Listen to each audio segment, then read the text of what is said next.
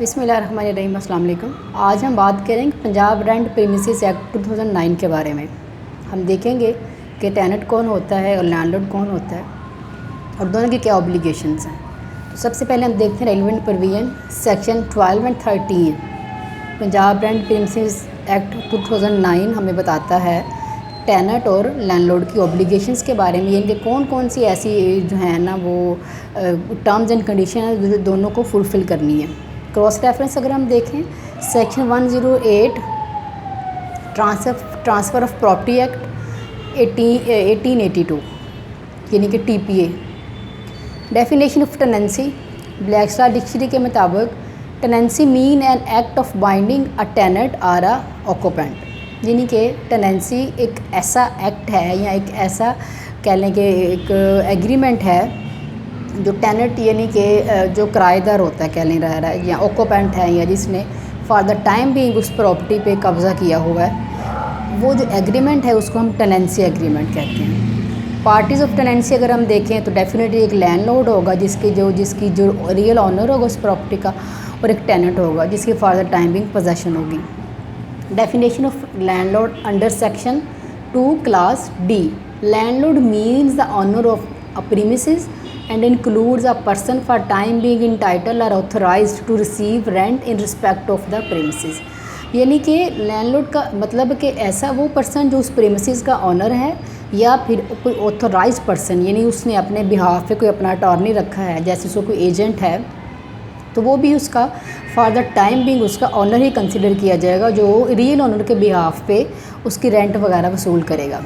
Definition of tenant Tenant means a person who undertakes or is bound to pay rent as consideration for the occupation of a premises by him or by any behalf and includes, यानी कि tenant वो person है जो जिसने किसी ज़मीन को या किसी घर को या किसी वैसे कोई और जैसे कोई गोदाम है या कोई और प्रॉपर्टी है उसके ऊपर कब्ज़ा किया हुआ है और उसकी कंसिडरेशन में वो रेंट पे करता है, या वो खुद रह रहा है या उसके बिहाफ पे कोई और, यानी कि उसके बच्चे वगैरह रह रहे हैं। अच्छा, और इसमें कौन कौन से लोग आएंगे। Number 1 a person who continues to be an in occupation, कि वो बंदा खुद रह रहा है। Legal heirs of the tenant in an event of death of the tenant who continues, यानी कि फ़र्ज़ करें कि पर्सन रह रहा है उसकी डेथ हो जाती है उसके बाद उसके बच्चे रह रहे हैं। A sub tenant who is in possession, या फिर कोई सब टेनेंट है वो रह रहा है उसी जगह पे, तो वो टेनेंट कंसिडर किया जाएगा। अब हम देखते हैं what are the obligations of the landlord.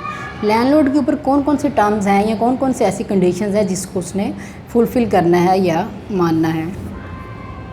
A landlord is bound to do certain acts and bound to restrain from certain acts called obligation, यानी कि कुछ काम तो है जिसके लिए वो करने का जो है ना वो पाबंद है, और कुछ ऐसे काम है जिसको जो करने के लिए जो है ना उसको मना किया गया है। तो सबसे पहले हम देख लेते हैं obligation to provide certified copy. Definitely अगर उसने अपनी जो प्रीमिसेस है जो अपनी घर है या कोई और जगह है उसको रेंट आउट किया है तो जो है ना वो उस पर ये जो है वो बाउंड है कि वो उसकी जो सर्टिफाइड कॉपी जैसे रेंट एग्रीमेंट है या टेनेंसी एग्रीमेंट है उसकी कॉपी जो है वो टेनेंट को प्रोवाइड करे। Obligation to repair the premises, अब फ़र्ज़ करें अगर उसने जो ज़मीन या जो प्रॉपर्टी है वो रेंट आउट करनी है उसमें कोई किसी किस्म की रिपेयर होने वाली है तो उसको वो रिपेयर करवा के फिर वो उसको रेंट आउट करेगा। ऑब्लिगेशन टू पे टैक्स, अब ये जो रियल ऑनर है ये उसी ने ही उसकी प्रॉपर्टी का टैक्स पे करना है, वो टेनेंट की ज़िम्मेदारी नहीं है कि वो टैक्स पे करे। और फ़र्ज़ करें अगर कोई ऐसे ड्यूज़ हैं जो टेनेंट पे कर देता है जो कि पे करने वाले हैं लैंडलॉर्ड को, तो टेनेंट जो है वो जब उसको रेंट पे करेगा तो उसमें से वो कटिंग कर सकता है। Obligation not to withhold premises, a landlord shall not cut off suspend और विद होल्ड एनी यूटिलिटी और easement of premises without just or sufficient cost. Easement का आप लोगों को पता ही है, पार्ट 1 में पढ़ा था कि ईजमेंट क्या होता है। फ़र्ज़ करें जैसे एक ही जगह पे ऊपर जो है वो टेनेंट रह रहा है, उसने अपने ऊपर वाला पोर्शन घर का रेंट आउट किया, नीचे वो खुद रह रहा है। अब डेफिनेटली उसने उसके घर की सीढ़ियों में से ही उतर के, अगर उसका कोई लहदा से जो है वो एग्ज़िट नहीं है तो उसी घर में से उतर के वो बाहर जाएगा, या उन दोनों का गेट कंबाइन है तो डेफिनेटली दोनों ने एक ही गेट यूज़ करना है। तो जो लैंडलॉर्ड या जो ऑनर है वो टेनेंट को जो है वो ईजमेंट राइट से जो है वो उसको जो है उसके नहीं मना नहीं कर सकता कि वो यहाँ से ना गुजरें या इनको अवेल ना करें। Obligation now to enter the premises, अब जो उसने अपनी ज़मीन या अपना घर रेंट आउट कर दिया है उस पर वो जो है ना ये पाबंदी आयद है कि वो बिला वजह उस घर में ना जाए, बिला वजह उस जगह पे हर आए दिन वहाँ जाके ना बैठा हो। हाँ, अगर उसको जाना है तो वो डे टाइम जा सकता है और with the prior permission of the tenant. उसको इन्फॉर्म करेगा, उसको बताएगा कि फ़लाँ दिन इस वक्त मैं आऊँगा, तो वो चक्कर लगा सकता है। Action against landlord on failure to perform obligation. If a landlord does not fulfill his obligation, tenant may file an application in rent tribunal for an order directing to the landlord to fulfill the obligation। अब जितनी हमने अब ऊपर जो define की हैं obligation जो landlord की, अगर फ़र्ज़ करेंगे उसको फुलफ़िल नहीं करता, बगैर बताए घर में घुस जाता है या टैक्स पे नहीं कर रहा है या उसकी वो रिपेयर होने वाली है उसने वो रिपेयर नहीं करवाया, तो जो टेनेंट है उसके पास ये राइट रिज़र्व है कि वो रेंट ट्रिब्यूनल पे जाके इन रिटर्न एप्लीकेशन फ़ाइल कर सकती है कि रेंट ट्रिब्यूनल उसको ऑर्डर करे कि वो अपने जो उसके पेंडिंग काम या जो उसके ड्यूज़ हैं उनको पे करे।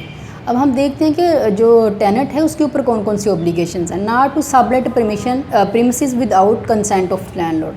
अब फ़र्ज़ करें कि जो है ना बंदे ने प्रॉपर्टी रेंट आउट कर ली है, अब उसको फर्दर उसको मज़ीद किसी और पर्सन को नहीं दे सकता, सबलेट नहीं कर सकता अनलेस कि उसके पास रिटन परमिशन है लैंडलॉर्ड यानी जो रियल ओनर है उसकी।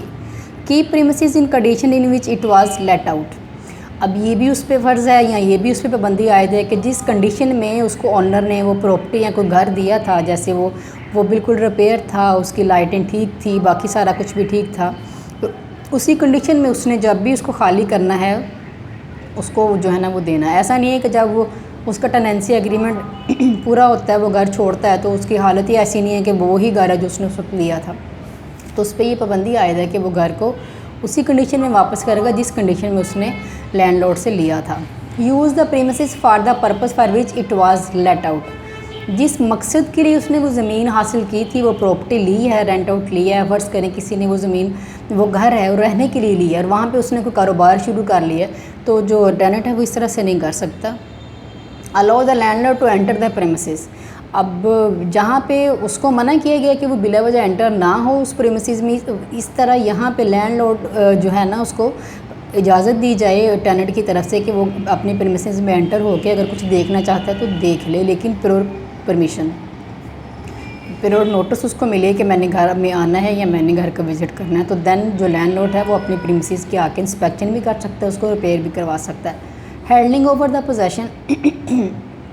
Tenant shall hand over the vacant possession of premises to the landlord on the termination of tenancy. जैसे ही टेनेंसी एग्रीमेंट ख़त्म होगा जो लैंडलॉर्ड जो टेनेंट है उसको चाहिए कि या तो उसको उसके मतलब उसको पीरियड नोटिस दे कि भाई हमारा जो है ये एग्रीमेंट है ये पूरा हो गया तो हम इसको छोड़ देंगे, या फिर अगर इन बिटवीन वो छोड़ना चाह रहा है, जैसे फ़र्ज़ करें 1 साल का एग्रीमेंट है वो 6 महीने बाद छोड़ना चाह रहा है तो उसने 1 मंथ पीरियड नोटिस देना है लैंडलॉर्ड को या रियल ऑनर को कि मैं ये घर छोड़ना चाह रहा हूँ। इसी तरह से अगर लैंडलॉर्ड को साल से पहले ज़रूरत पड़ जाती है अपनी प्रीमिसेस की फॉर पर्सनल यूज़, तो वो उसको 1 महीना पहले इन्फॉर्म करेगा कि आप अपना मेरा ये घर खाली कर दो, मुझे अपने पर्सनल यूज़ के लिए चाहिए। Not to cause nuisance, a tenant shall not make structural change in the premises without the prior written consent of the landlord। अब ऐसा नहीं है कि जो है उसने उसको घर अपना रेंट आउट कर दिया 1 साल के लिए तो टेनेंट ने उसको अपनी प्रॉपर्टी समझ लिया, उस घर के ऊपर कुछ और बनाना शुरू कर दिया, कमरे के अंदर जो है ना कोई तमीर करना शुरू कर दिए, तो वैसा नहीं कर सकता। हाँ, कोई छोटा मोटा उसने कोई काम करवाना है तो उसके लिए भी पहले वो लैंडलॉर्ड से परमिशन लेगा कि भाई मैं इस पर कुछ करवाना चाह रहा हूँ, तो देन वो उसके ऊपर काम करवा सकता है। Effect of non fulfilment of application by the tenant. अगर वो अपनी कंडीशंस को फुलफ़िल नहीं करता तो उसके क्या किया जा सकता है, तो वो उसी तरह से जैसे लैंडलॉर्ड अपनी एप्लीकेशन पूरी नहीं करता तो टेनेंट के पास राइट है कि वो रेंट ट्रिब्यूनल में जाए रिटर्न एप्लीकेशन दे। इसी तरह से जो है ना वो जो लैंडलॉर्ड है वो भी रेंट ट्रिब्यूनल के पास जाएगा और इन रिटर्न बताएगा कि मेरा ये मसला है, इसी तरह से जो टेनेंट है वो मुझे डिस्टर्ब कर रहा है, या टर्म्स एंड कंडीशन को वो फॉलो नहीं कर रहा।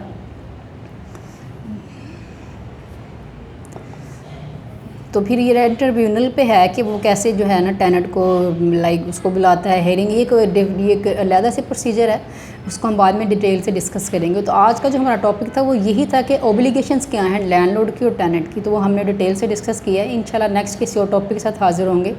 तब तक के लिए अपना बहुत ख्याल रखिए, तब तक के लिए खुदा हाफिज़।